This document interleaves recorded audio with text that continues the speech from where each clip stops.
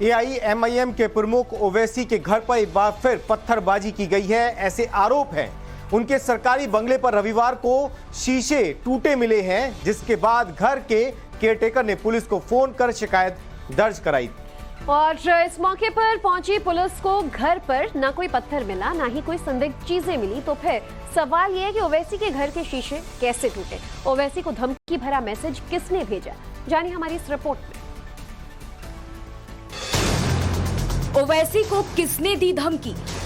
मेरे को एक एसएमएस के जरिए किसी ने धमकी दी थी, तो मैंने 5 दिन पहले कंसर्न इंस्पेक्टर को लेटर लिखकर ये बताया।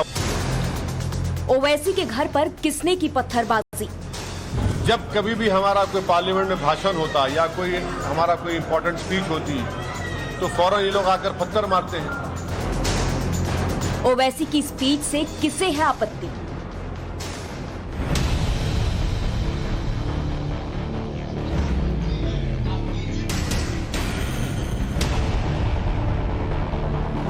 एआईएमआईएम चीफ असदुद्दीन ओवैसी कह रहे हैं कि मुसलमानों को टारगेट किया जा रहा है।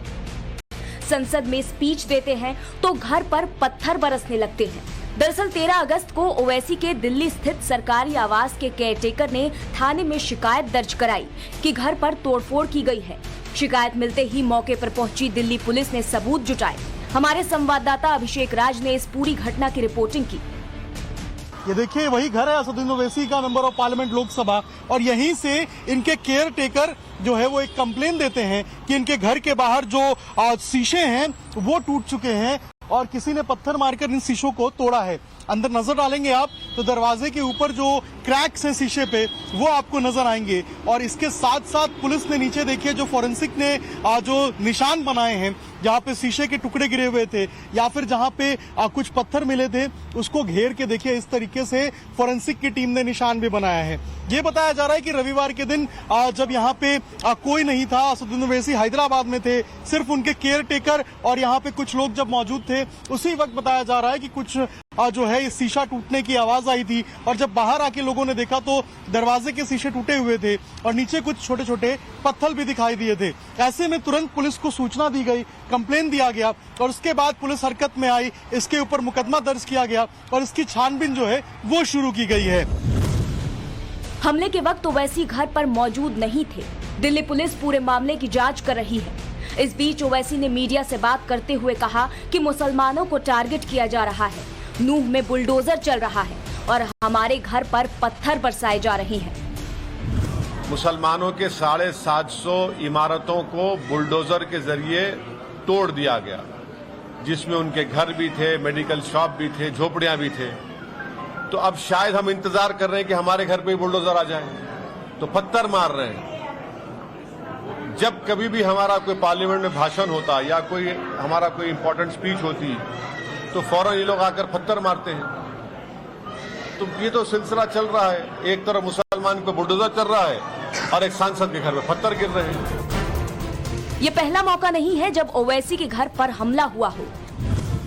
इससे पहले फरवरी में भी ओवैसी ने आरोप लगाया था कि उनके इसी सरकारी आवास पर उपद्रवियों ने हमला किया था। उस वक्त ओवैसी ने कहा था कि साल 2014 के बाद से ये उनके घर पर चौथा हमला है और अब ये 5वीं बार पत्थरबाजी की गई है। इससे पहले उत्तर प्रदेश विधानसभा चुनाव के दौरान भी हापुड़ छिजारसी टोल प्लाजा के पास ओवैसी की गाड़ी पर फायरिंग की गई थी, जिसमें ओवैसी बाल बाल बच गए थे। एक के बाद एक हो रहे हमले पर ओवैसी ने सरकार पर सवाल उठाते हुए कहा कि ऐसी ही घटना बीजेपी के किसी बड़े नेता के साथ हुई होती तो क्या होता। अगर ये जो हमारे घर पर किया जा रहा है, अगर कोई बीजेपी के बड़े नेता के घर पर तो क्या होता बताइए, क्या होता बताइए, कितना बड़ा रिएक्शन होता। ये देश के लिए ठीक नहीं है, ये इसका नतीजा खराब निकलने वाला है। सवाल उठता है कि ओवैसी की जान का दुश्मन कौन है? क्या उनके भड़काऊ टेप बजाने के कारण ऐसी घटनाएं होती हैं? इन सवालों को लेकर ओवैसी का क्या कहना है वो सुनिए। इसके पीछे उन लोगों का हाथ है जिन्होंने वर्दी पहनकर आतंकवाद के मुजाहरे किए ट्रेन में। इसके पीछे उन लोगों का हाथ है जो मॉब लिंचिंग करते हैं मुसलमानों की। वही माइंडसेट उसके पीछे है। और मुझे डर नहीं लगता इन चीजों से, मैं तो तैयार हूं। समंदर में कूदने के बाद आप गहराई से शिकवा नहीं कर सकते, मगर इसका जो इफेक्ट पड़ेगा देश पर, उसको सोचने की जरूरत है। ओवैसी भले ही ये दावा कर रहे हो कि मॉब लिंचिंग करने वाले उनके घर पर पत्थरबाजी कर रहे हैं, लेकिन पुलिस का कहना है कि घर के अंदर से न कोई पत्थर मिले और न ही कोई संदिग्ध चीजें मिली। तो फिर दरवाजे के कांच कैसे टूटे? पुलिस इसकी तफ्तीश कर रही है। ओवैसी के घर के बाहर सुरक्षा और चाक चौबंद कर दी गई है। देखिए, सुरक्षा भी बढ़ा दी गई है। असदुद्दीन ओवैसी के सरकारी घर के सामने देखिए, यहाँ पुलिस की जो गाड़ी है 112 की, वो यहाँ पे खड़ी की गई है। इसके साथ साथ अंदर भी जो एक दो सुरक्षा कर्मी हैं वो भी गए हैं हालात का जायजा लेने के लिए। यानी कि पूरे तरीके से पुलिस इस मामले की जांच में जुटी है। ये अभी तक जो है साफ नहीं हो पाया है कि पत्थर किसने चलाया और क्यों चलाया। पुलिस जांच कर रही है। आने वाले दिनों में इन सभी बातों की जो है वो पड़ताल करेगी और उसके बाद कई चीजें साफ हो पाएंगी। मृत्युंजय कुमार के साथ अभिषेक राज, टाइम्स नौ भारत, दिल्ली।